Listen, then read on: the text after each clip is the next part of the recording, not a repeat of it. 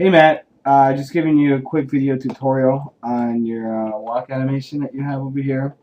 I took a look at the rig, and from what I'm seeing, it's a full body IK rig. So this rig is going to be different from your normal rig that you usually would encounter.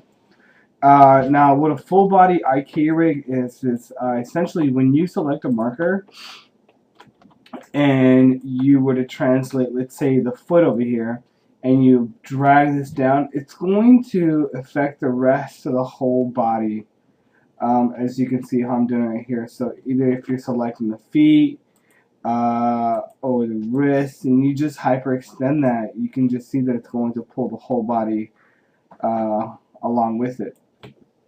So I found a few ways. I know that you wanted to make your walk cycle a little bit slower.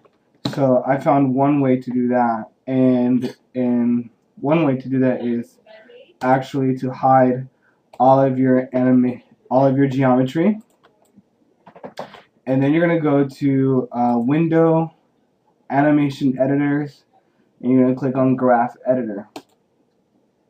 Okay, and you're just gonna bring this window over here.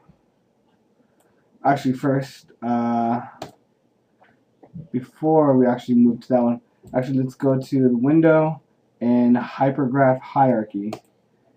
What this window is basically you get to see all of the objects in the entire scene of your Maya file. Here, what I have selected over here are all the controls that that affect the rig. So just go ahead and select all of that. You'll see, and you'll see that they have like this little symbol right here. Okay, and you just go down from man hip EFF all the way down to, I think it's man right foot effect pivot. So you're gonna go ahead and select that, and you're gonna see in the graph editor, you're gonna see all these curves right here. Now what I'm gonna do is I'm gonna hit F on the keyboard, and it's gonna frame all that up and center it. And then what we're gonna do is we're gonna drag and select all these keyframes right here. Now keep in mind, these are all the controls that have keyframes on them. So we have all that selected, which is right here in our window. You see right there. Okay, and then what we're going to do is I'm going to zoom out a little, and we're going to go to Edit, Transform Tools, and we're going to go to Scale Keys Tool. Go ahead and click that, and you're going to start from this area, and you're going to hold Shift just so that you don't move anything out of place that's abnormal. You just basically want it to move along this line. You wouldn't want it to move up or down or anything like that. You just want it to move along this line. So we're going to hold Shift, and I'm going to middle mouse drag to the right. And you can see how it's stretching out your keyframes. And you're just going to have to eyeball this by yourself until those last keyframes hit 50 or 51, which is these keyframes right here. And we're going to go back, and I'm going to show your polygons, and let's see, let's stretch this out a little, and you're going to see that your walk cycle is actually it's going to be a little weird at first, and you can actually see that the geometry is not actually matching up with the controls that you have set here. So what we're going to do is we're going to do one more thing.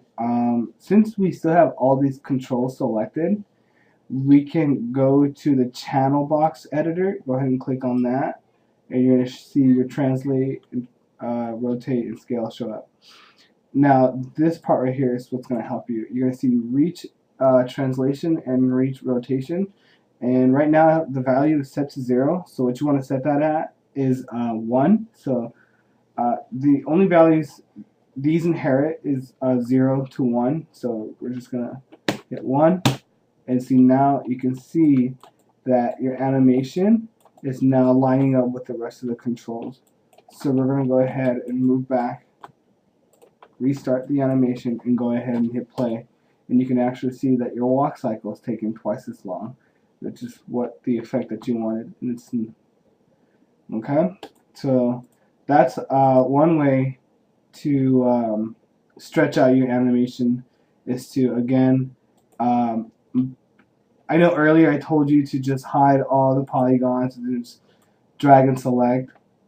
The only problem is that there's sometimes there's controllers that are hidden that you can't see in the viewport. So that's why I like to go to the hierarchy, and that way you have everything all laid out. You can just go ahead and select all of this right here.